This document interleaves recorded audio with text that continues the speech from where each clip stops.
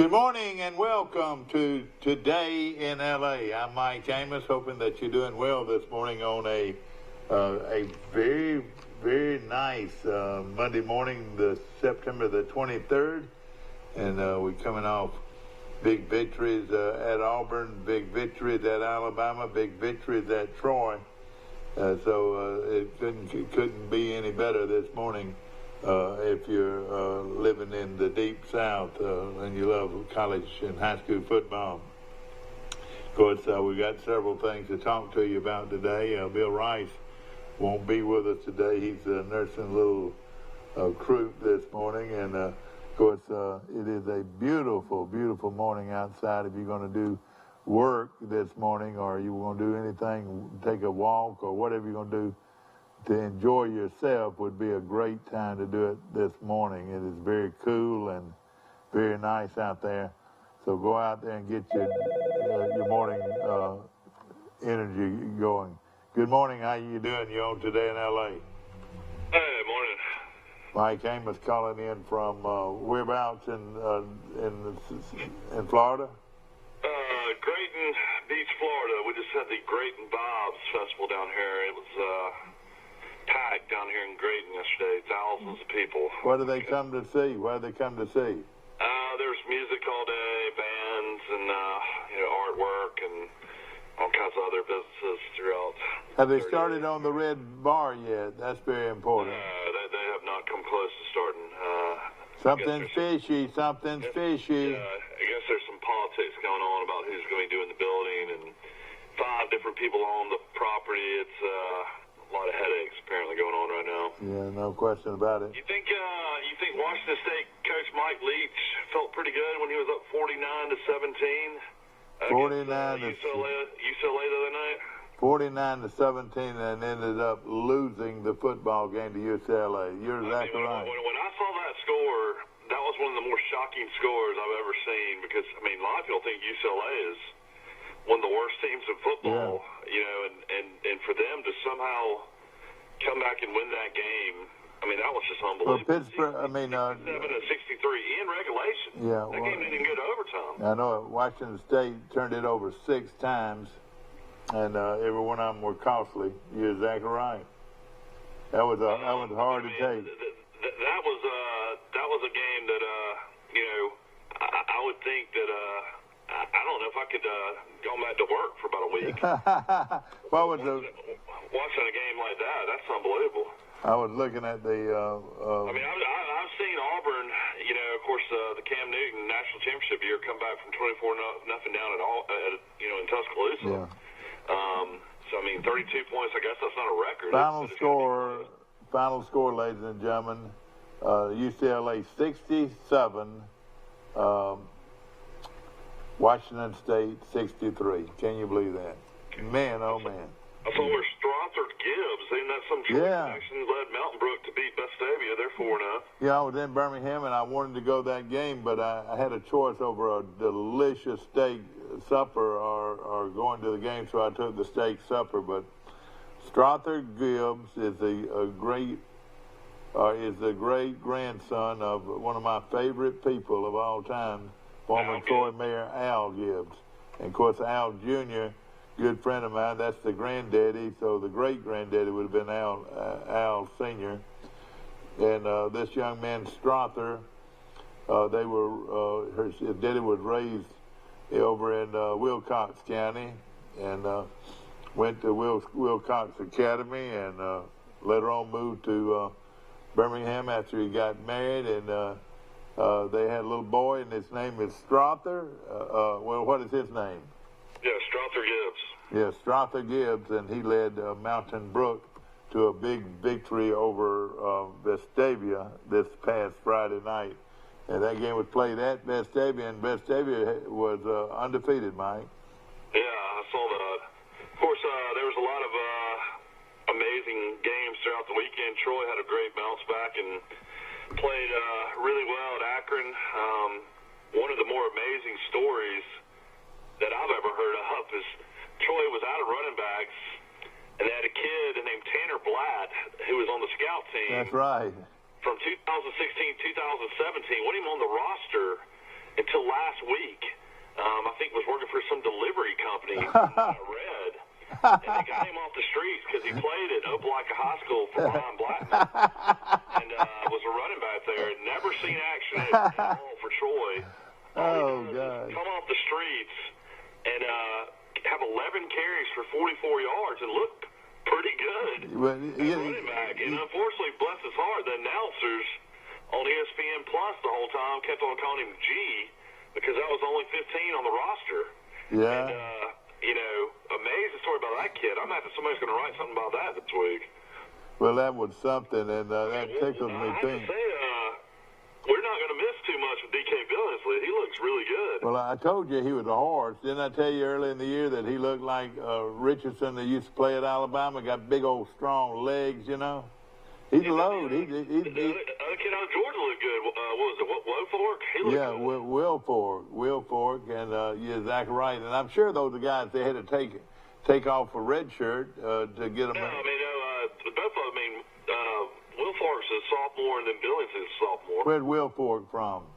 He's from Georgia. He was on scholarship. Yeah. Well, he looked good, no question about it, and Troy looked good, and but you know what? I tell you who did not look good was the Georgia Bulldogs. I was not impressed. They're going to have to get a lot better if they want to beat Alabama. Well, no question about it, and I was either that or Notre Dame has somehow come up with a lot of speed and a lot of athletes that we're just not aware of. Because man, I felt like they played Georgia, about as even as you could play them, and then had a chance to win the game at the very end. That was horrible play calling on Kirby Smart. You're up by 10. You got the ball a half yard to get a first down from the 20-yard line or 25-yard line to put the game away. If you score a touchdown there, you go up 17. That's right. You get the field goal, and the next thing you know, they get a quick touchdown. They get a 3-and-out. The punter shanks the ball. Notre Dame has the ball at the 50-yard line. That's right. With 2 minutes left. You're exactly right. Georgia was very lucky. They were very lucky. And I said that same thing, Mike. What is he doing here kicking the field goal when he needs... A lot of national people are talking about it. Really bad, end of game, coaching.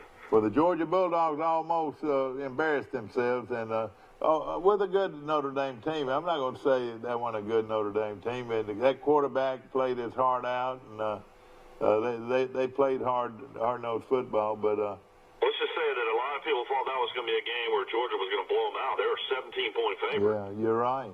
You're exactly right.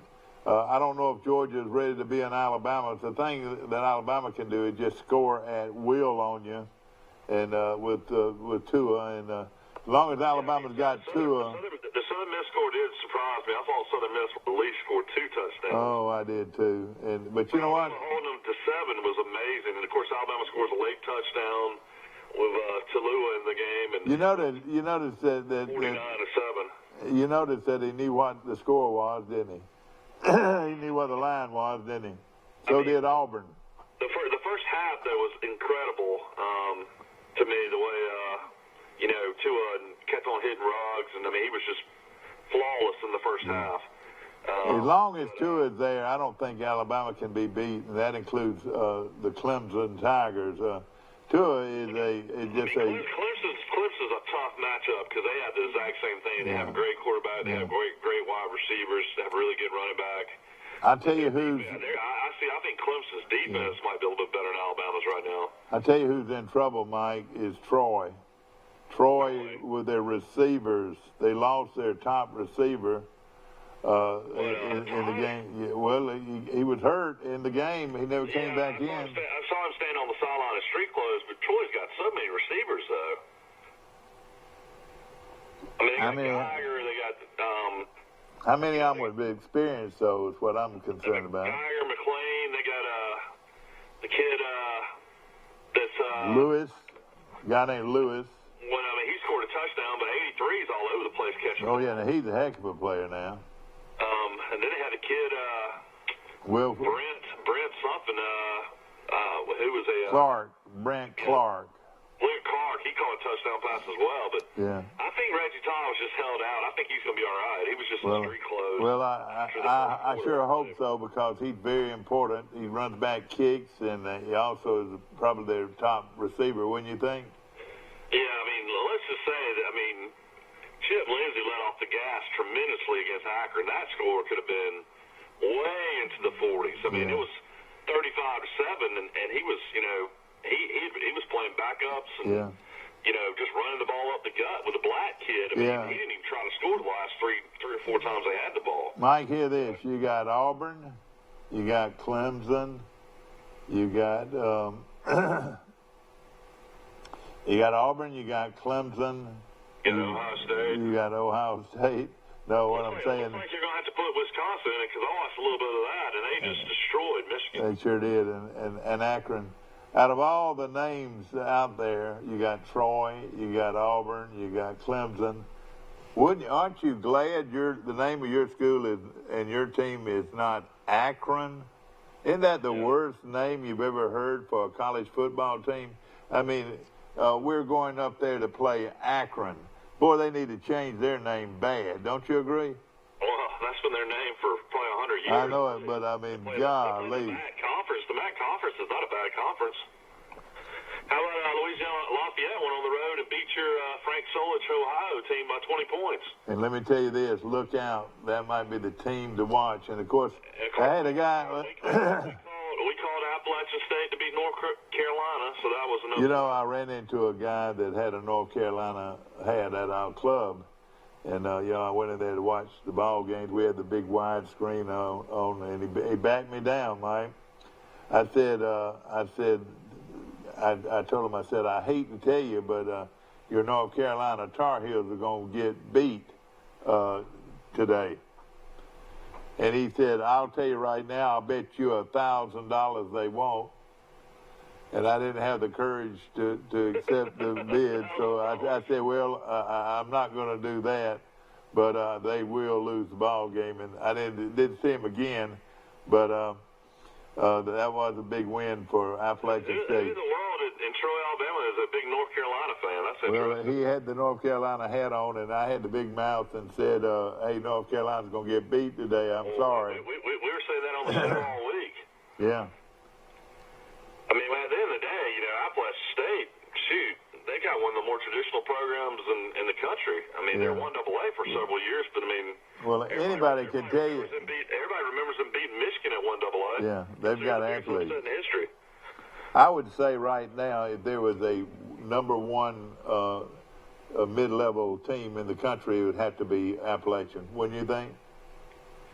I mean, I think Appalachian State can probably play with Boise. I think it's Appalachian State, Boise, and Memphis are probably the best three. I tell you, we're going to have fun this morning. We're going to look at Central Florida lost an unbelievable game. My goodness, sure did. Into that. I watched the whole ball game.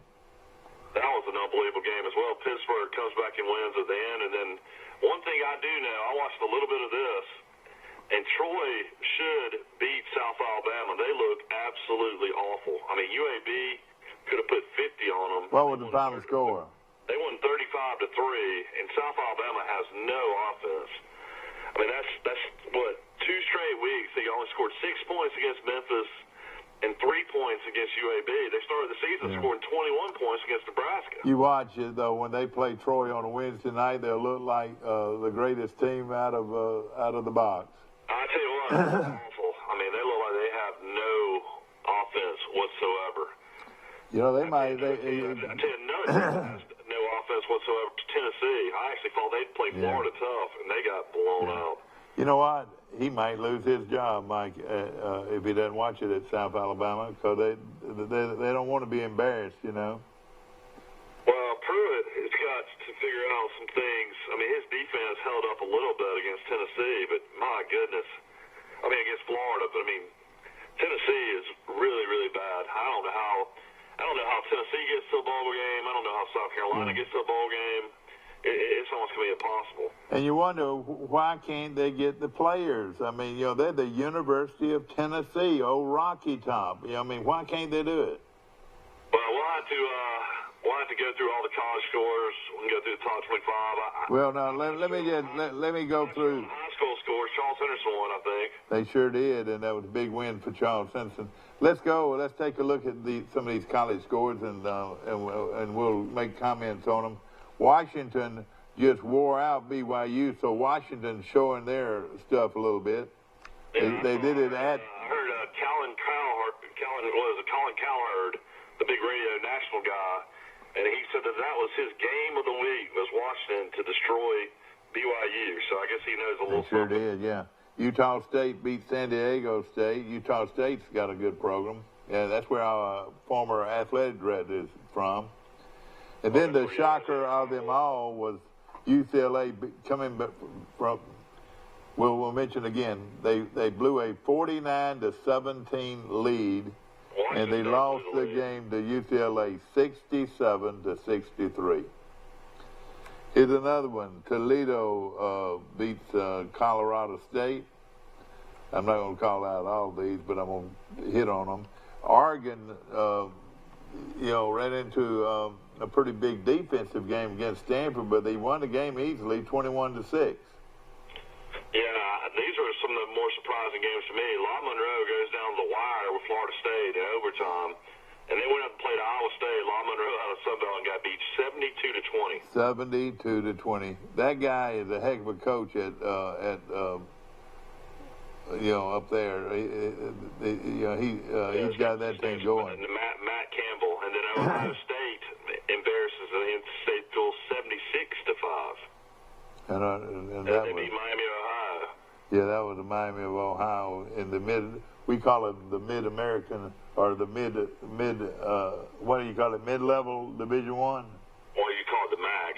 Yeah, the MAC. Of course, what as far as Pittsburgh, Central Florida, I didn't get to watch much of it. I was flipping back and forth. There's so many games on at 11 o'clock and other times, but so they were up Pittsburgh 21-0, and Central Florida came all the way back. They sure did. They came back and led most of the time. Did they get up by 10 points one time? Yeah. And then they turned the ball over, and that's what happened. And Pitt put it together right there at the end. New Mexico beat New Mexico State 55-52. I mean, that's a. How about Neil Brown going on the road and beating Kansas? I thought that was good. Way to win the game, 29-24, and he's got West Virginia 3-1. Yeah, I tell you what, I know they're excited about that too. No question. I was following that game back and forth. Kansas had the ball late, with a chance to go down the field and win the game, but West Virginia stopped them. But I tell you what, after Kansas beat Boston College, apparently Kansas is a little bit better than people think. Yeah, they're well coached too. Well, let me ask you this: Did Central Florida play? No, excuse me, Central Arkansas played at Hawaii. Did they play at Hawaii? Yeah, Hawaii beat them 35-16. I know, but why in the world can't we get a game? If you're watching, Brent, get us a game with Hawaii. That'd be fun. Yeah, that would be fun. Fresno State beat Sacramento State. We've got a call coming in. Let's see. Put you on hold, Mike. Good morning. You're on Today in L.A. How you doing? Hey, Mike. Will Matthews. Will Matthews here. Let me put you on hold a minute. We'll bring both of you in here together.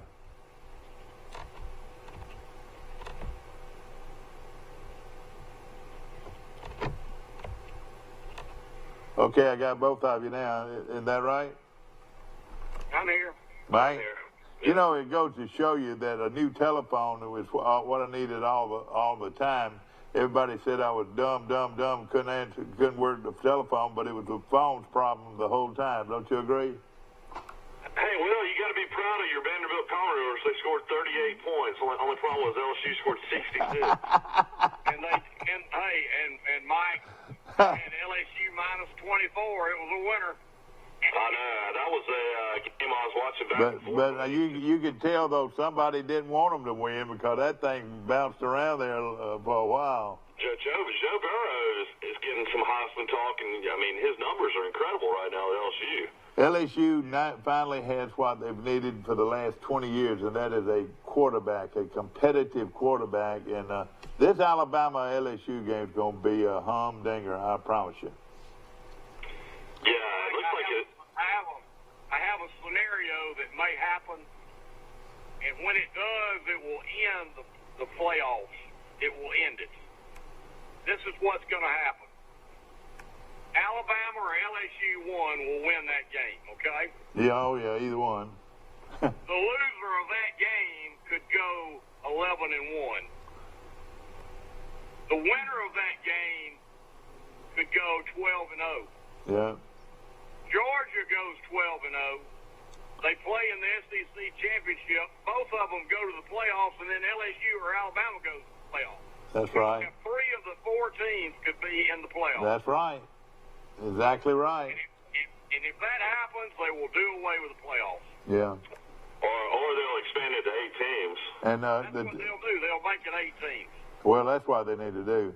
I tell you right now, Oklahoma's going to be one of those teams. And how do you keep Ohio State out? You know, how do you keep them out? I've said this, there's only 6 really possibilities. And then there would be Georgia. Then there would be Alabama. Then there would be LSU. And the other one would be one more. It would be that other team. Oklahoma. I've said Oklahoma, Ohio State, Georgia, Alabama. There's nobody from the Pac-12. Yeah. Well, Clemson. Wait a minute. Like Steve doesn't say much, but I heard it. He said, "How about Clemson?" You're right. It'd be Clemson, Oklahoma, Ohio State, Georgia, Alabama, and LSU. Those are the top 6 right there. Yeah. Well, if Auburn finds a way to keep on playing, and You're right. The quarterback throws for 100 yards, and they beat Texas A&M. I mean, they're going to have more offensive production to beat Florida on the road, to beat Georgia at home, to beat Alabama at home. I mean, they've still got an extremely tough schedule, and to beat LSU on the road. Yeah. So they've got 4 real tough games left, don't they? Yeah. I mean, I'm impressed. I have to admit. I mean, I didn't think they'd beat Texas A&M. Well, they did, and they did it pretty easily to me. You know, they were in control. Think about it. They never were out of control in that game. They won it. Hey, how about it, Mike? Hey, all I got to say is War Eagle. War Eagle! They go to Bryan, Texas, or College Station, whatever you want to call it, and they wore out the Aggies. That 12th man didn't mean anything. All of those pep rallies on Friday night before the game didn't mean a thing. The Auburn Tigers went in there and took care of business. They beat A&M, and they beat them bad, Mike. They beat them bad. What was your opinion on Auburn A&M? Did you watch it, Will? I watched it. I just think A&M didn't show up. I mean, Auburn's defense is legit. There's no doubt about that. And, you know, Malzahn's played on, you know, you got Swartz involved, who's the fastest guy in the country. That was a huge early score. I mean, I just think... Boy, he is fast guy. He just outran everybody. I think offensive production, though, you're going to have the quarterback throw for more than 100 yards. Yeah. You're not going to win too many games when the quarterback only throws for 100 yards. Well, tell me, let me ask this. Who is this Brown kid? I just sent you an article, Michael. Send me an article? Okay. Yeah, I just sent it to your phone so you can look at it. Okay. Well, let me ask y'all this. Tell me about this Brown kid. Y'all hear about all these other guys. Tell me about Brown. What, Derek Brown? Yeah. I mean, he was a guy that was a first-round pick. I mean, Derek Brown, but I always thought the guy from Greenville was the horse of all horses. But it's this guy named Brown. Is that right, at Auburn? Well, I mean, that's what they say. I mean, he's 6'5", 320-pound defensive lineman that can run. I know it, and he was all over the place. But the kid from Greenville's supposed to be top-notch, too, isn't he? Yeah, Marlon Davidson? Yeah. Yeah, well, Davidson is really from Montgomery. He only played at Greenville one year. Well, how good is this front? That was a good joke. Will Matthews just sent me a picture on Facebook. It says Malzahn signs a 15-year extension after blowout win at Texas A&M. Did he really? He did really, did he? Yeah, that was a joke. Yes. Yeah, I got you. How about Sawyer Smith went 13 for 33, and Kentucky got beat by Mississippi State 28-13. So Mississippi State is kind of all over the map this year. You don't ever know what you're going to get. And I'll tell you this right now. You're seeing why Sawyer Smith is at Kentucky, and he left. He couldn't begin to be the quarterback that Barker is. He was a backup at Troy. Yeah. Boy, I saw a picture of Barker in the paper, and buddy, he looked like an All-American. He can run and he can throw. Believe you me. You know what I'm talking about?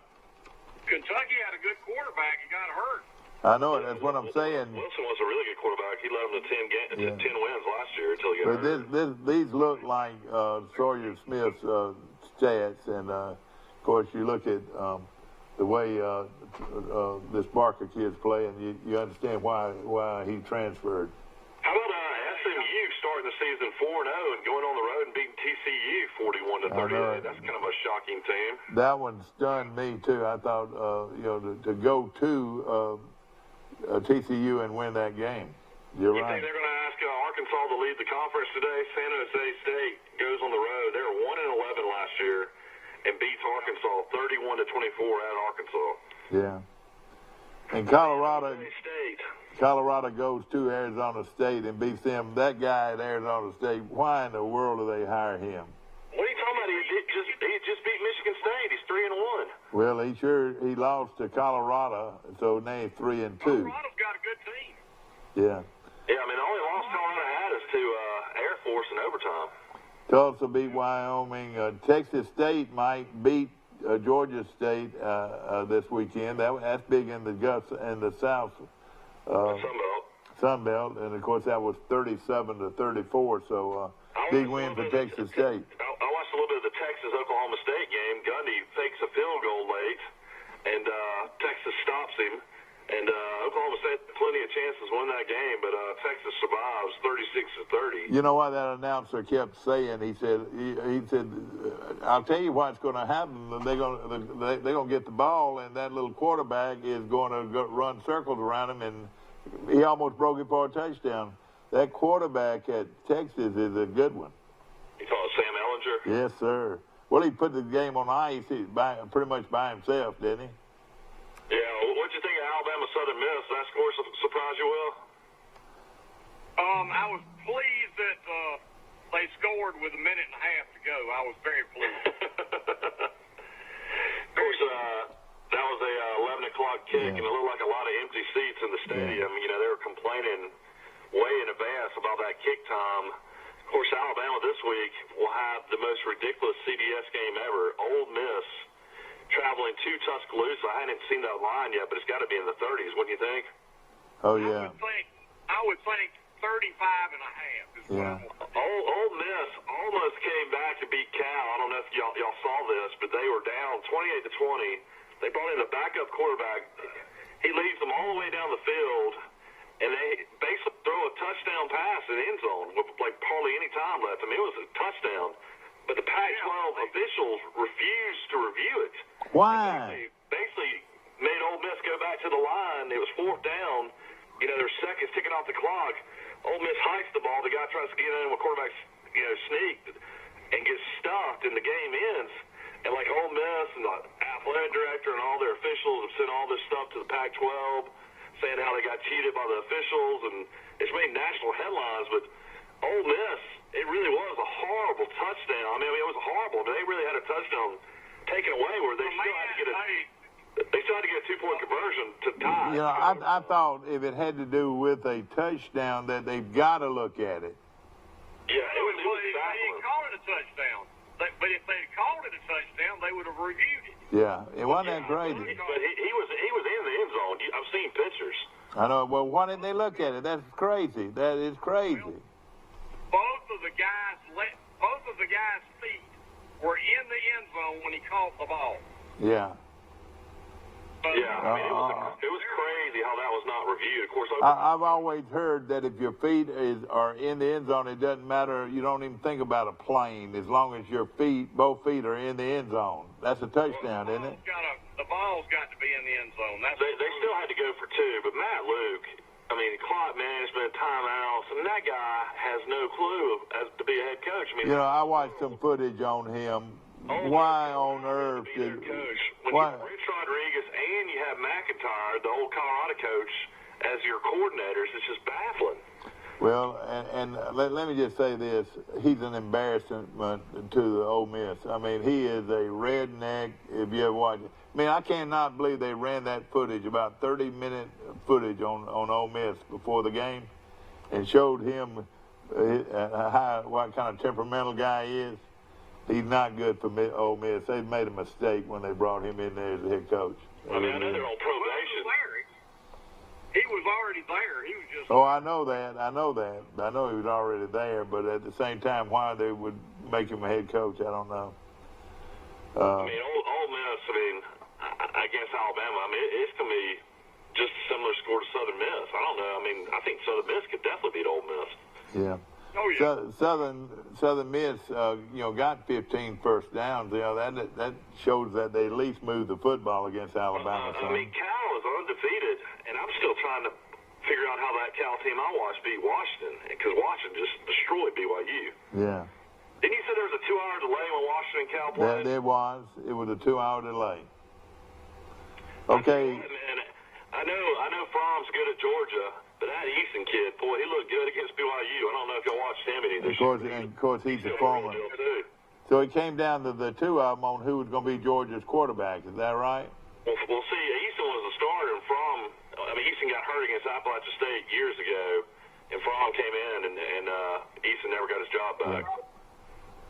They say one of the best quarterbacks around now is this quarterback at North Texas named that played against Troy as a pure freshman. You remember that? Yeah, Mason Fine. In the bowl game, and boy, they say he's the real deal now. Some other games. Fromm was good, against Georgia, but I kept on thinking Georgia was going to take more deep shots because he throws a great ball, but they weren't ever getting any pass interference called Notre Dame, but I kept on thinking late in that game that Swift was just going to start just breaking long runs after long runs, but Notre Dame pretty much contained him. Oh yeah, no question about it. That's going to be a situation too that Notre Dame, if they win out, there's going to be a lot of discussion about Notre Dame because of how close they played Georgia. Yeah. No question. This show is brought to you by Trojan Auto Parts, located on South Brandon Street, right in Troy, one of the cleanest auto parts dealerships you'll find anywhere.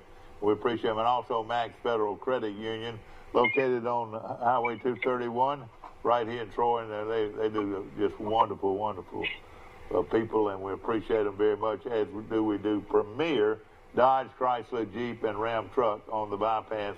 Right here in Troy, if you're looking for a Dodge, Chrysler, Jeep, or Ram truck, believe you me, they're dealing at Premier right here in Troy. We're going to take a short break. We'll be right back. Locally, Premier Chrysler Dodge Jeep Ram is donating $200 per vehicle sold now through October to the Pike Medical Foundation. We're fighting cancer one car at a time with you at Premier Chrysler Dodge Jeep Ram. Shop at PremierTroy.com. Nobody beats a Premier deal. Nobody. A personal touch, a high level of trust. Whether it's checking and savings accounts, personal or business loans, or our local friendly service. That's what Troy Bank and Trust customers expect. But now we offer more. Free identity theft protection for our new and existing customers, protecting your family's time, money, and good name from identity theft. Because protecting your identity is now a big part of our identity. Upside down with your vehicle? Bring it. Been told no for a loan? Bring it. Take home $350 a week? Bring it. Bring it. To Premier Chrysler Dodge Jeep Ram in Troy. New 2019 Ram 1500 at $269 a month. New Wranglers, $299 a month. Think you got the best deal? We'll beat it. What'd you say? We'll beat it. Shop local. Shop PremierTroy.com, where Premier can make a difference during the summer clearance sale. Bring it on. There's a reason we sell more vehicles than anyone else. Price. Nobody beats a Premier deal. Nobody. Piggly Wiggly's local butchers are on site at both stores and will help you select the best cuts of meat and trim them to your liking. Our USDA choice beef is the most consistently tender, juicy, and flavorful beef you can buy, all at cost plus 10%. Locally, Premier Chrysler Dodge Jeep Ram is donating $200 per vehicle sold now through October to the Pike Medical Foundation. We're fighting cancer one car at a time with you at Premier Chrysler Dodge Jeep Ram. Shop at PremierTroy.com. Nobody beats a Premier deal. Nobody. I'm looking at some high school scores here. So Carroll High got killed by somebody. I know they're not very good. I don't know what happened. No, they're no good. They're no good this year. I know. I can't understand what could happen. Back to our show, ladies and gentlemen, brought to you by our good friends at Troy Bank and Trust Company. Remember, Troy Bank and Trust Company is the only bank you'll ever need, and also Bird Drugs on the corner in downtown Troy. You want a great breakfast this morning, that is the place to go, and a great lunch, and we appreciate them. And also First Cahaba Bank, located on Publix Boulevard, right here in Troy. Brand new bank and a wonderful bank it is, and we appreciate them very much being a part of our show. We're looking at some high school scores to give you from the weekend, and I was want to look and see some of the upsets. Mountain Brook, of course, upset, beat Vestavia, and that was a big win for them. Prattville beat Enterprise 28-14. That's a little bit of a surprise. Other games, Thompson of Alabaster 63-18 over Tuscaloosa County. They've got a real good team. These are 7A games. Auburn beat Jeff Davis 42-22. Central of Phoenix City, my good buddy Jamie DeVoe's team, beat Opelika 63-28. So that's give you a few of those 7A scores. In Class 6A, looking for games that would, Dothan beat Russell County 43-27. We don't need to hear them this morning. And, of course, some other games, Oxford, and I watched this on television in Birmingham. Pinson Valley blew a big lead, and Oxford came back and beat Pinson Valley, undefeated Pinson Valley, 34-33. And, of course, they're coached by the Auburn Nix, Patrick Nix, who's the father of the Auburn quarterback. So that was a tough break for them. And then he had to get on a plane either late Friday night or early, very early Saturday morning to make it to the game, but evidently he did. Did you see he's him? going to be at every game. He's going to be at every game. I know what I was wondering. I was wondering what he did, how he caught a flight to get there in time, you know. They got a private plane. What are you talking about? Yeah, I'm sure that's what happened. And it was probably paid for by Texas A&M too, by Auburn too, don't you think? Of course. It might be. I know, but you're not supposed to fly players' families, though, are you? If it's Jimmy Rain, he can fly whoever. Exactly, you're exactly right. You're exactly right. Look at that other game. Montgomery Academy beat Prattville Christian 47-0. This is a couple of these are some 3A games that you might find to be interesting. Strawn beat Houston Academy 21-14. Providence Christian remains undefeated, and that's a good program. Beat Slocum 35-21. Big win there. Pike County beat Wicksburg 33-6, and I thought Wicksburg might be good enough to beat them. But I don't know if anybody's going to be good enough to beat Pike County in Class 3A. Mobile Christian, a very good team in Class 3A, beat Thomasville 42-9. And now I want to look at some a few of the 2A scores. That a lot of those are right here close to us. Abbeville beat Houston County 56-7. Abbeville's really good this year. Some other games. Arrington on Troy Cable beat Daleville. Listen to this, 55-40. So big win for Coach Kilcrease's team, and they're just getting better and better as the year goes on. That's what good coaching will do for you, no question. Fife, the number one team in 2A, beat Ashbury, wherever that's from, 47-7. Geneva County, how about this? Beat Barber County 71-32. So that was a high-scoring game. And the Goshen Eagles are continuing to show their stuff. They beat New Brockton 42-16. So great victory for them. And GW Long keeps winning. They beat Cottonwood 49-0. And my buddy Mike at Highland Home beat Sampson 42-7. So and then Luverne had a tough time. They beat Central of Hameville 63-0. I'm being facetious, of course. And Zion Chapel, congratulations to the Zion Chapel. They beat Calhoun 47-9. So congratulations there. Elba wallops Florella 61-34. Are y'all still on the line, Will? Oh yeah. By the way, check my picks from last week. Okay, we'll do that. Well, tell them to me. I can't reach them right now. Tell me what they were. One of those sheets.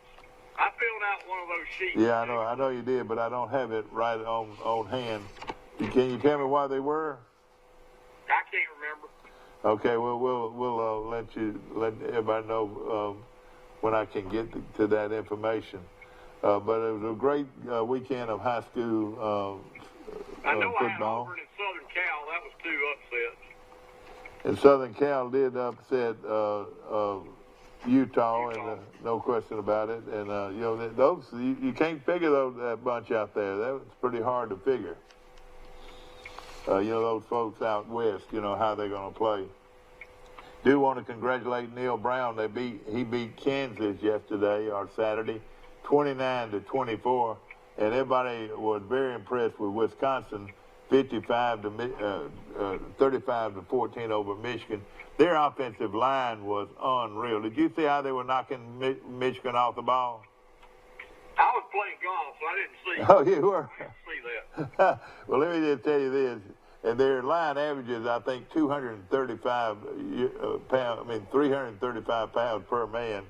You're right. They're a team to watch, no question. I want to mention our good friends at Goldfingers. Boy, what a great chicken. If you haven't tried Goldfingers, you need to go by and try it today. It is delicious, no question about it. Baylor beat Rice 21-13. As we mentioned earlier, SMU upsets TCU 41-38. Some other scores, of course, you know, everybody knows about Troy, 35-7 over Akron. Troy is preparing now to play Arkansas State. It'll be a 5 o'clock kickoff from the Veterans Memorial Stadium right here in Troy, and a big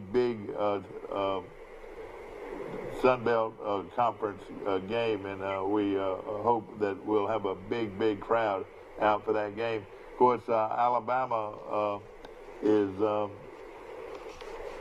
going to. Well, would you say Alabama will be tested at all this weekend? They'll have a big test Saturday. Yeah. And the test will kind of hold the score under 100 points. That'll be the test. And this is a proud Ole Miss program too, you know, and you would think that they would be able to put up a fight, but not here. You're right. They might score 70 on them. What do you think? If they wanted to, they could. Yeah. Well, you know, when you're playing against teams that you recruit against, why not beat them as bad as you can beat them? You know, why be nice to them? Because they're sure not being nice to him. Don't you know they tell stories on Alabama that are not true? I think Saban will probably show mercy on Ole Miss because he doesn't want to get anybody hurt. Yeah. Alabama, like we just mentioned, is playing at home to Ole Miss. It's a 2:30 kickoff from Bryant-Denny.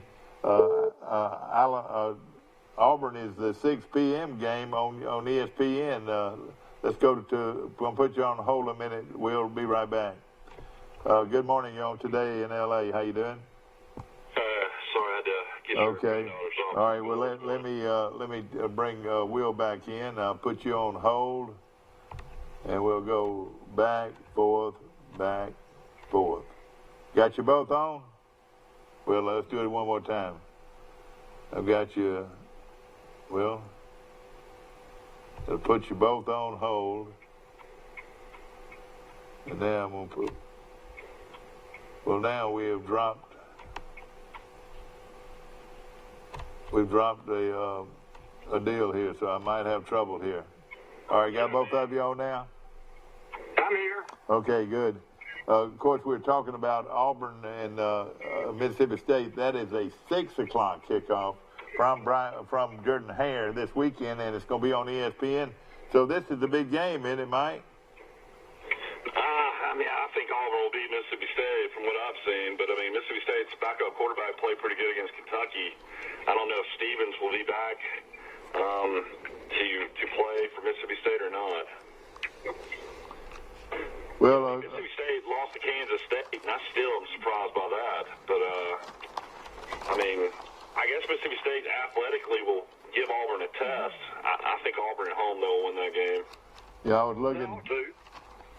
I was looking for the schedule. I'll look at the lines and see what the lines are for this week. But should be. I would think Auburn be at least a 12 or 13 point favorite. Should be a very good game, and Mississippi State. The reason they can play with Auburn is their fronts. Their fronts are pretty strong. Isn't that right?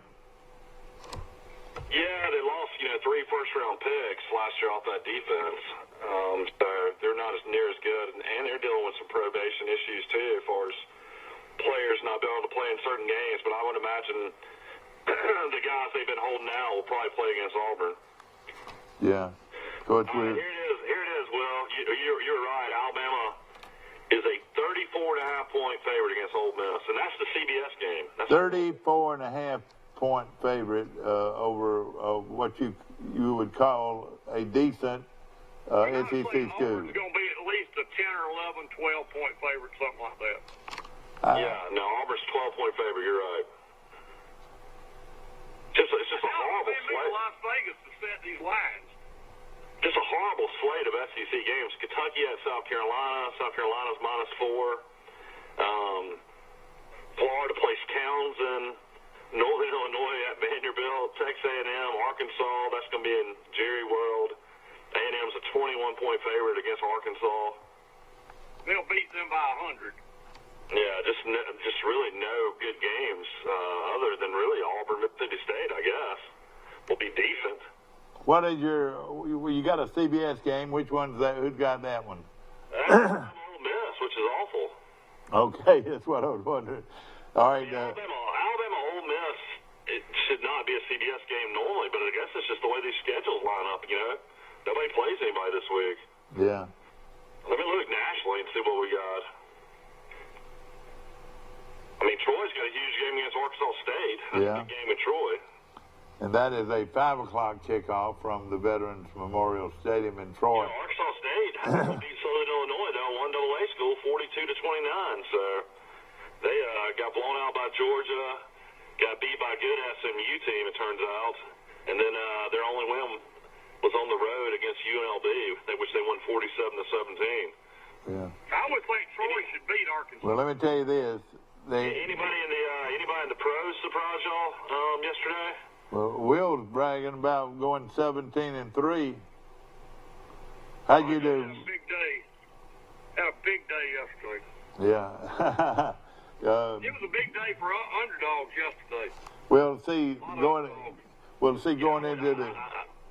I was watching the Browns game last night. Who won the Browns or the Rams? The Rams won the game, but it was really unusual game. I mean, neither team was very good. Hey, Mike, it was a great game. The Browns got down to the 4-yard line, first and goal. And couldn't score. With a minute to go, down by 7. And Baker Mayfield threw 4 straight passes incomplete. And then the last one was intercepted. Yeah, no question about it. So that was not the best play calling by Freddie Kitchens? Yeah, he wasn't. You're right. He should have run the ball at least once, maybe. I don't know. I mean, you got Chubb at running back. He's pretty good. Yeah. Yeah, exactly. And that was the deal. Chubb didn't play very well for some reason. I don't know. Michael Kitchens, earlier in the fourth quarter, has got a 4th and 8 at the Rams' 40-yard line. Well, you either do one of 3 things. You punt, or you throw a pass to try to get the first down, or you run. And guess what he did? He ran? He called a running play, and it went 2 yards. Wow. The dumbest, he'd been better off trying a field goal. Yeah, I mean, I'm looking at the games for this week nationally. There is nothing, absolutely nothing. I mean, Virginia 4-0 at Notre Dame. I mean, I don't know if that's Hey, what was that score of the Virginia game? What was the final score on that game? They came back and won 28-17. So it was a fairly close game, wasn't it? Yeah, Old Dominion played them tough. Yeah. I was looking at. Troy is a 5.5-point favorite against Arkansas State. Yeah. You were talking about Louisiana Lafayette and the Mid-American Conference. They blew out Ohio. Yeah, 45-25. And then Missouri beat South Carolina, beat them pretty bad, 34-14. Nebraska came back and to beat Illinois 42-38. And listen to this: Ohio State put 76 on Miami of Ohio, 76-5. Do you know after the end? Ohio made them mad. Do you know at the end of the first quarter, the score was Ohio State 7, Miami of Ohio 5 at the end of the first quarter. I still cannot believe UCLA came back and beat Washington State. That's still the most shocking game maybe of the year. Well, of course, Washington State's quarterback threw for 9 touchdowns, even though they had 6 turnovers. 9 touchdowns. They were 38 points ahead. Washington. We started the show talking about it. Washington State's quarterback threw 9 touchdown passes. Yeah, he broke Gardner Minshew's record from last year where he had 7 in a game. All right, but that's not a national record, is it? No, that's not a national record. Minshew's pretty good quarterback for the Jacksonville Jaguars. Yeah, I know it. It sure is. No question about it. Kid win the job at Troy University, got beat out by Brandon Silvers, goes to junior college, and then ends up at East Carolina. He's going to go to Alabama to be the backup for Tua because they thought Hurts was going to transfer out. And at the last minute, Leach calls and tells him to come to Washington State, and the guy's now starting quarterback in the NFL. I mean, it's incredible. It's from Brandon, Mississippi. Yeah. Boy, I tell you what. The only game I even see decent next week is USC, who I thought looked good against Utah the other night. Will travel to Washington. That's like really the biggest game of the week next week. I guess that's where game day will go. I don't know where else they could even go. USC at Washington. Washington will beat them without any problem, I believe, at Washington. Well, USC is down on their 3rd quarterback. You're exactly right. 3rd-string quarterback. You're exactly right. That second-string quarterback, second play from scrimmage, gets knocked out. And I said, well, they're in trouble. And they bring in this 3rd-string quarterback and look like an All-American. Yeah, his last name was Fink. Yeah. Now tell us about Auburn's Knicks and Auburn's Gatewood. This puts a lot of pressure on opposing defenses. What do you think? He went down the goal line and he threw a touchdown. It's his first touchdown of his career, a 6-yard touchdown pass. Boy, he is a good-looking football player. He's a great runner. Talking about Joey Gatewood. I mean, Auburn had a good running game. Whitlow, and of course, Swartz scored on the jet sweep. The 59-yard touchdown. Boy, he is fast. Now I'm telling you. Auburn's running game, was the difference in that because they only threw for 100 yards. Yeah. Yeah, exactly right. That was the biggest play of the game, or the very biggest series. Texas A&M cuts it 21-10. Well, I think 3 minutes left to go in the 3rd quarter, and then Auburn gets the ball and just goes on a long drive, scores a touchdown, and goes up 28-10. That game was over. Yeah, no question about it. Mike, I saw an interview with the Missouri coach after the game, and he was talking about that now he's got to get ready. He's got an open date, and he said this. He said, now I've got to get ready for a very good Troy team that's coming in here in 2 weeks. And he called it on national TV. He said, I got to get ready for a very good Troy team who comes in here in a couple of weeks. Yeah, Troy might have held Akron to 7 points, but I would imagine it's going to be in the 30s. Well, let's go. Maybe in the 40s, but at the end of the day, Troy offensively should be able to score some. I don't know what the line will be, but I don't think I'd want to make that Missouri trip. I don't think. Well, what am I going to do? What am I going to do with my airline tickets, Mike? You gonna give them away? I've made that trip with you to see Troy play Missouri, and it was not a good game then. I don't think it'll be a good one now. Well, it's a huge school. St. Louis, though. St. Louis is a pretty good sports town, and got some casinos. That's where I plan to stay. I plan to stay in St. Louis, but you know what? St. Louis is the number 2 worst city in America as far as crime. Did you know that? I mean, if you're going to stand on the grounds of a casino and you don't get out and go anywhere, you'll be all right. As long as I don't cross the street. Now I'm being a little. We went to Ozzie Smith's Sports Bar and Grill. Sure did. I wonder if Ozzie Smith's Sports Bar and Bar and Grill's still open. You're exactly right. I remember that. And Harry Carey had something too, didn't he? Yeah, there was Harry Carey's. There was all kinds of we stuff. ate at Harry Carey's, I believe, when we were there. And Big news on the recruiting front today. Alabama got the 5-star quarterback, Bryce Young, commits to Alabama. He's a kid that they were basically battling USC for. He's out of California, and big-time pickup for the 2020 recruiting class. So they're going to bring in some competition for Mac Jones and Talia, it looks like. Well, the thing that's not impressive, he's 5'11" and weighs 183. He's a small quarterback. Yeah, but if you run the spread, it's one of those type things. You don't really have to be, a real tall, He's supposed to be kind of guy. You got to be able to move. He's supposed to be the number 2 ranked passer runner in the country. Is that right? Yeah, well, I mean, you're 5-star. You're the type of guy that, supposed to be able to play right now. That's right. And Will, you still on? He decommitted from USC. Oh, okay. So because he was at Alabama, visited at Alabama this weekend. This long ways until November. They need to get him by November. In November, is that right? Yeah, you need to go ahead and sign him, don't you?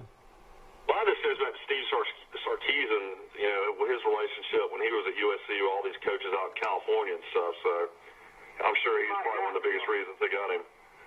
Yeah. No question about it.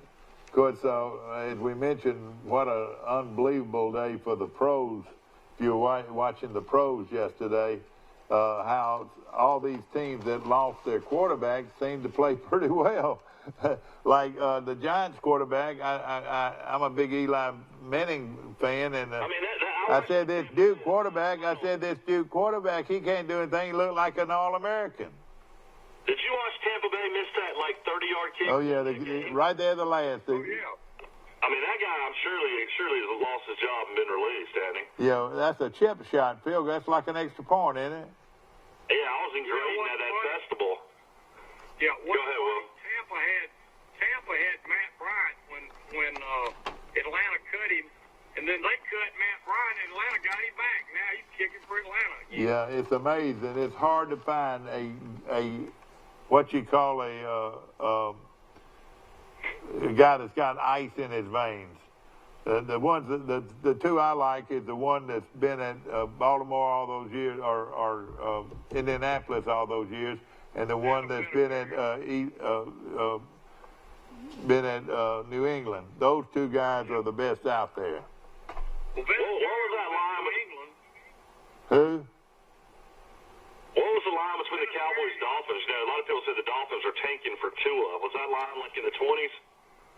The Cowboys, and it was 21. It was 21. Okay, yeah, the Cowboys won 31-6. And Amari Cooper had 2 touchdown passes from I tell you, who didn't come through though was New England.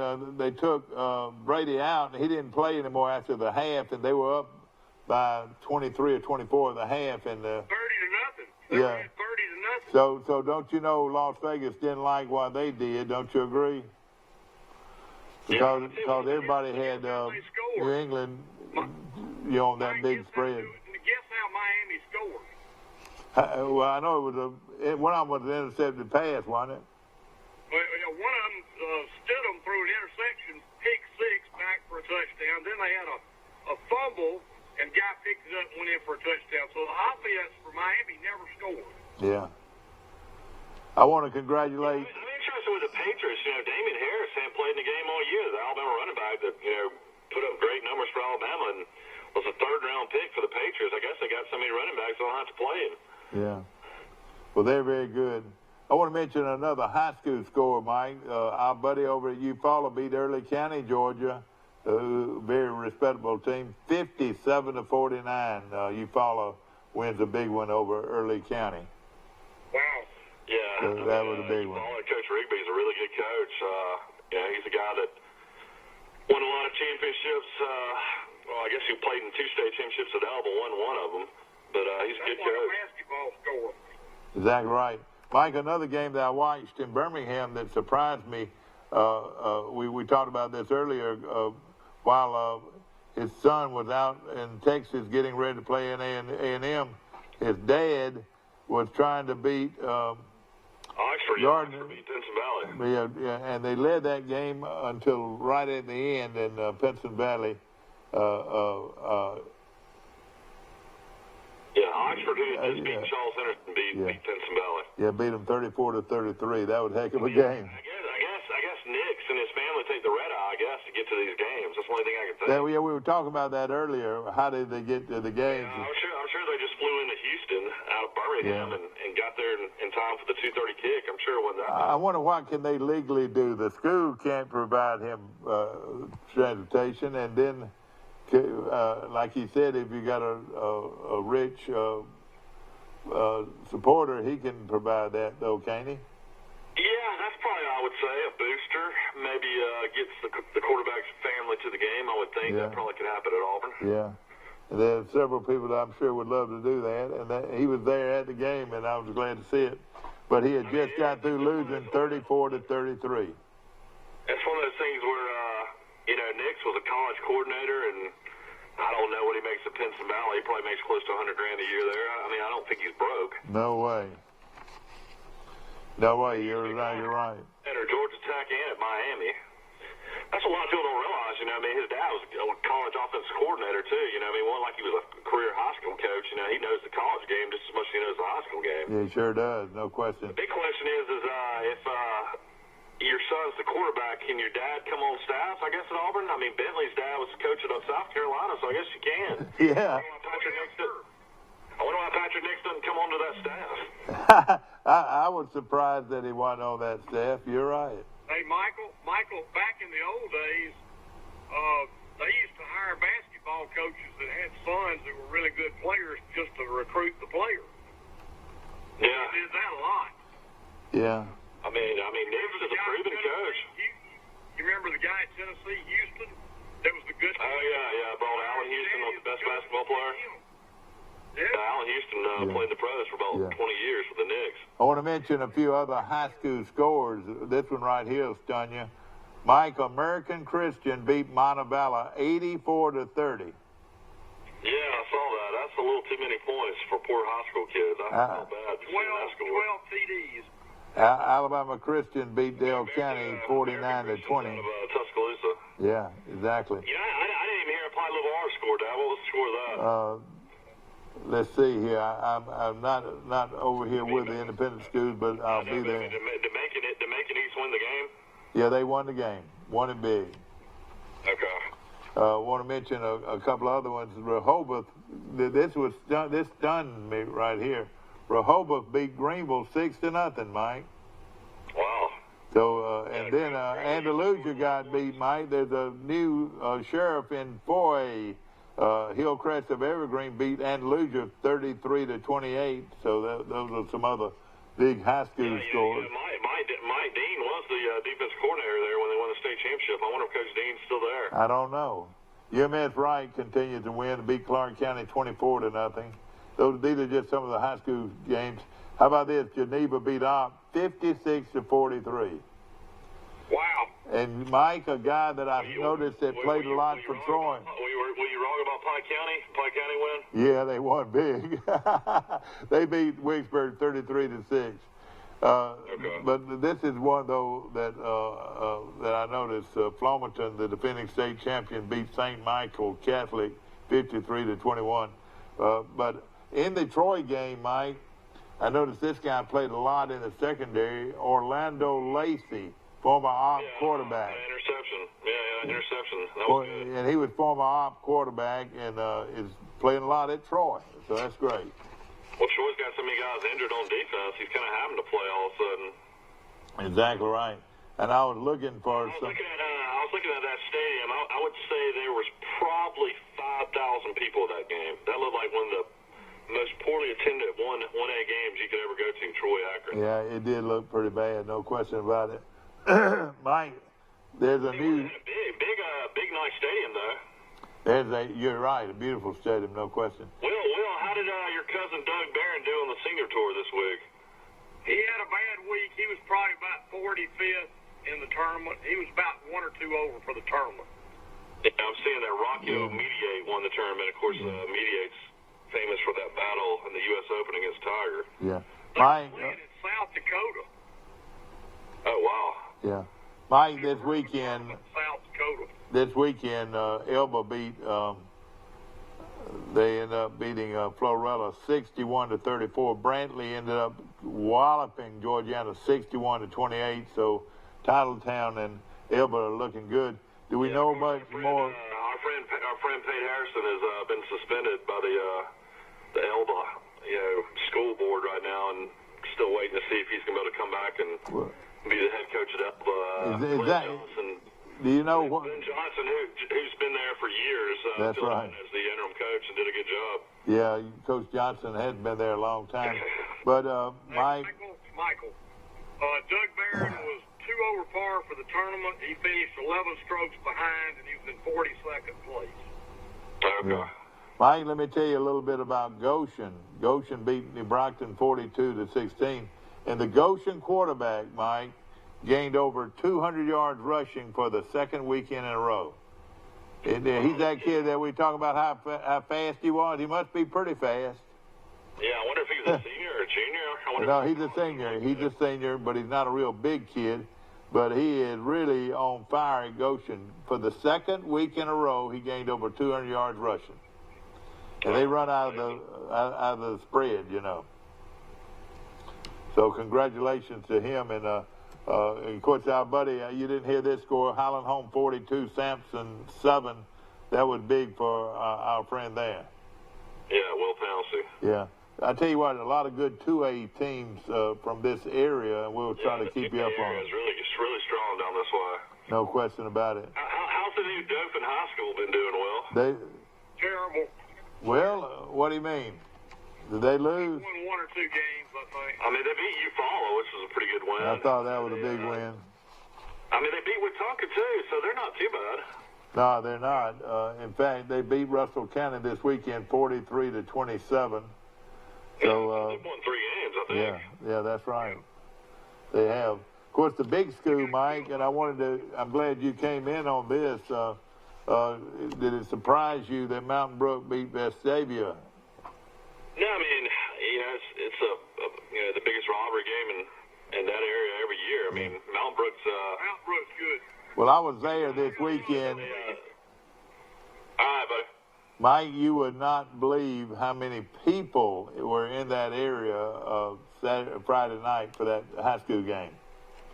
I mean, that's a huge rivalry game. But you can't even move when they play each other. They're in their neighborhood type schools, and you couldn't even. Yeah, I mean, we lived, right behind Mountain Brook High School in Birmingham before we moved to Grayson. Yeah. You saw all the traffic and all the cars just to even get to a game. Exactly right. Come on up. And walk up through neighborhoods. Yeah. I tell you what, it was really something. Let's get some stats from the Troy game. We can run down and all right, let's look at it and let everybody know about kind of what happened. Yeah, let's look at it. I've got that. Troy won 35-7. Barker threw for over 200 yards. And I tell you what, DK Billingsley was over 100 yards, and then the backup, the Woodfolk kid or Warfork. He had 80. He ended up 80-something as well. Yeah, exactly right. And he played very well, no question about it. You're asking me to look that up. I thought that you already had it, but I've got it right here. I'm pulling it up. I'll pick it up if I can here. Here's the stats from the game. I'll pull it up. Okay. I'm just trying to get my computer to work here for a second. It went off. Of course, I was looking at the high school top tens, and we'll look at that also later on. Of course, Luverne, of course, is still ranked number 2 in 2A. All right, here's the box score for the game. Of course, Troy's defense, was pretty exposed against Southern Miss and those great athletes at receiver. And of course, Akron didn't have near the athletes, but at the end of the day, still it's going to be good for that coaching staff to have the defense come back and only give up 7 points. Yeah, no question. Exactly right. All right, individual stats. Caleb Barker was 27 for 37. With what with now? 3 TD, 27 of 37 for 214 yards. So he didn't throw for near as much as he threw for at Southern. Well, Miss. they ran the ball. They ran the ball so much in the second half. 3 touchdowns and 1 interception. Gunnar Watson came into the game, and I was really disappointed Coach Lindsey didn't open up the offense. You know, he's a backup quarterback, and if Barker gets hurt, you know, the guy's got to be able to come in and throw the ball a little bit more. So I was kind of disappointed they didn't run the offense at all with Watson. And he only threw 1 pass for no yards. And so that was not good. I kind of wish I would have seen a little bit more out of him. But, you know, at the end of the day, I guess, you know, they're just trying to run the clock out like you said. Rushing, DK Billingsley, 22 carries for 103 yards. That's great. 1 touchdown. Trevon Wolfolk had 15 carries for 85 yards. Tyner Bland, we mentioned him. He's the kid that came off the streets that was a delivery driver and not even with the football team anymore. It was a scout team player from 2016 to 2017. I guess they got him to come in and practice this week. He had 44 yards and a 15-yard run. Something that kid will remember the rest of his life. He played a Division I football game and had a 15-yard run. That's right. So that's still amazing to think about that. On the other end of things, Cato, who's a really, really athletic quarterback at Akron, was 15 for 29 for 200 yards. He's a guy that, you know, could probably play at some places. You know, he's an athletic quarterback that can run. Receiving, Luke Whittemore, the kid we talked about, is really having a big season for Troy right now. Had 7 catches for 64 yards. Kalen Geiger, who's the junior college All-American, really played well for Troy. He had 7 more catches for 55 yards. Kalel McClain, who's the guy that transferred in from junior college but was originally at Tulane, had 5 receptions for 30 yards. Sam Litton, who sat out last year due to injury and suspension, tight end for Troy, came on and caught 2 balls for 21 yards. Brett Clark, we mentioned, he's a guy from New Hope, had 2 receptions, 18 yards for a touchdown. Trey Eford, kind of surprised by his numbers. He's a speed burner, deep threat for Troy. Only had 1 catch for 12 yards. A.J. Lewis had his first catch. The kid from Mobile, that's the tight end out of Murphy, had his first catch for 1 TD. Reggie Todd is the guy you're worried about. Got hurt and only had 1 catch for 7 yards. And they need to get Todd back against Arkansas State. And then a local connection, this will make you feel good. Reed Riles, who transferred in from Southern Miss, had one catch for 3 yards. Well, that's great. And that's Coach Riles from Luverne's son, and he's a transfer from Southern Mississippi, and that's great. Troy on defense was led by T.J. Harris, who's a really good young safety. Had 6 tackles. Carlton Marshall, who's been putting up double-digit numbers, finally was able to take a break in this game. He had only 5 tackles. Justin Wisenhunt, the kid out of Ramsey. Birmingham had 4 tackles. Will Sutherland, the big, strong cornerback, transfer from Oklahoma, had 4 tackles. And then O'Shea Fletcher had 3. Melvin Thomas had 3. Del Pettis had 3. Zoe Bridges had 3. So that's kind of what Troy did defensively against Akron. But great game, great win all around. Oh, yeah, no question about it. And we appreciate you giving us that information. And, of course, let me just say this, ladies and gentlemen. Arkansas State's coming in here this weekend. No team anywhere, to my knowledge, gives Troy a rougher time than Arkansas State. I think that's always the hardest win of the season when they're on our schedule. And they're coming in here, and they feel like they've got to show something. That they're not off to a fast start. And let me tell you, the program is outstanding. There's something also, the head football coach's wife died of breast cancer. Is that right? Yeah, we talked about that. She died about 2 weeks before the season. He didn't even coach the first game. I don't think he came on until the UNLV game to start coaching again. Of course, Georgia did something real special and had a pink out in honor of his wife. Raised a lot of money for, breast cancer. And, Arkansas State has beaten some really good Troy teams at Troy. And, of course, they're a team that's always physical, always strong, always tough. So, yeah, it's going to be a big game. Also want to mention he had a rough week last week against Southern Miss, but Tyler Sumter was back to his normal great punting. He averaged 52.7 yards. I'm glad to see it. Looking at some of the independent school scores, Mike, Crenshaw beat Sparta 46-0, so they're on a roll. Crenshaw is really, really good. And Macon East beat Pike Liberal 40-21 in a big area game. Glenwood beat Morgan 49-20. And Monroe Academy against Northside Methodist of Dothan, Monroe wins that game 35-34. Those are just some of the independent school scores that we've already talked to you about. Big win by Luverne over Central of Haynesville, Highland Home over Sampson, and Zion Chapel over Calhoun. I want to mention one thing I noticed this morning, talking about a player having a great game. Kenwan Dixon, the wide receiver for Brantley, Mike, accounted for 7 touchdowns in the Bulldogs' 61-28 win over Georgiana. Listen to this now. He had 3 catches for 20 yards and 3 touchdowns, 5 catches for 118 yards and 2 touchdowns, and 2 kickoff returns for touchdowns of 84 and 94. Also had 11 tackles. Sign him up. Would you? A kid that could do all of those things in one ball game, sign him up. I don't know if he's a senior, but everybody talks about their excellent quarterback, Tucker Kilcrease at Brantley. He was 9 out of 19 for 192 yards and 3 touchdowns and an interception in the win over Georgiana. So some good play going on for those guys that wear the green jerseys over at Brantley. Of course, we want to also mention about John Tyler Hoffman, the quarterback at Highland Home, was 5 out of 7 for 103 yards and 2 touchdowns in the Flying Squadron's big win over Sampson. So a lot of good efforts. Tanner Simmons, the quarterback at Luverne, was 13 out of 26 in passing for 185 yards and 3 touchdowns to lead them over Central of Haynesville. So a lot of good efforts by certain players. Kenshawn Glanton, the running back at Luverne, was 12 carries, 114 yards and 2 touchdowns.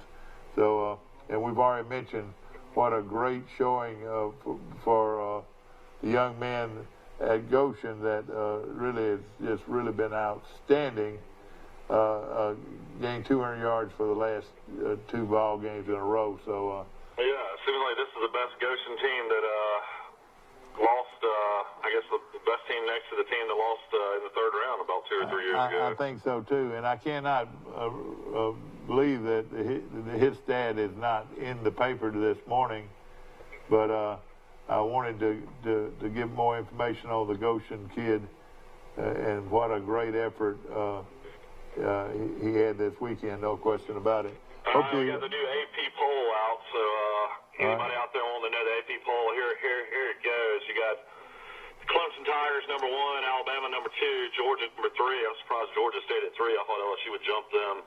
LSU's at 4, Ohio State at 5, Oklahoma at 6. The Auburn Tigers are all the way up to number 7. Well, they're moving. Which they deserve. They beat Oregon, who was ranked. They beat of course, Texas A&M, who was ranked as well. So congratulations to Auburn. Good start. Wisconsin Badgers are number 8, so they're in the top 10 now. Florida's number 9. Looked good against Tennessee. I don't think they're going to miss a beat losing Felipe Franks. Yeah. Notre Dame stays solid at 10, so keep that in mind. I thought that would be the case. They played Georgia really well. Texas is at 11. Penn State number 12. Oregon, who beat Auburn, Auburn, who beat Oregon, is number 13. You got Iowa, number 14. California, all the way to number 15. When's the last time California's been ranked? I know it. No question about it. Boise State, who stays undefeated, they survived a really good game against Air Force. They won 30-19 the other night. They're 16th. Washington is 17th. Virginia, who's undefeated, is 18th. Utah, who's got a good team but fell to USC, is 19th. Michigan all the way down to number 20. Southern Cal at 21. UCF stays in the top 25 after getting beat by Pittsburgh. And you know what? That was a win by Pittsburgh that everybody needed. Somebody needed to beat Central Florida. They had won something like 20-something straight regular season games. Isn't that right? Yeah, of course LSU beat them in the bowl game last year. I know, but we're talking about that's big. You won't have to hear anything about UCF being in the playoffs now. And then Texas A&M stays in the polls, which is hard to believe. They've already lost 2 games. Of course, they're Clemson and Auburn. And then big surprise here. Congratulations to Kansas State. They are now in the top 24 with their new coach, who came from North Dakota State. He's done a wonderful job. That'll tell you something about their program right there. And then Michigan State goes into the poll at number 25. Teams that dropped out of the poll were Washington State, Arizona State, TCU, all fell out of the top 25. Yeah, no question. Well, I appreciate that. No question about it. Mike, I was looking. If you're an Auburn fan right now, you got to be loving life. You got a freshman quarterback. You've beaten 2 top 25 teams, and you rank 7th in the country. Man, I tell you what, you got to be excited. No question about it. Mike, I was looking at this golf. I cannot believe it. Sebastian Munoz, whoever he is. Yeah, he was the guy that came off the web.com tour, and he's a new golfer on the tour. Sungate M something, Beyond Hun, Carlos Ortiz. Who are these guys, Mike? What happens is you don't have any of the top players, anybody even close in the top 20 in the world, playing in these fall tournaments. You know, basically this is for guys that are young, hungry, just came off the web.com tour, got qualified on the PGA Tour, and guys that are just, trying to make touch, guys trying to, well, he wins $1.188 million. That's pretty good. And the guy next to him won $719, and then the other guy won $455. None of the big names play in them. I mean, you go down that whole list of players. There's no big names. I know it. The only Kevin Streelman, was that's Will's buddy. Tournaments before.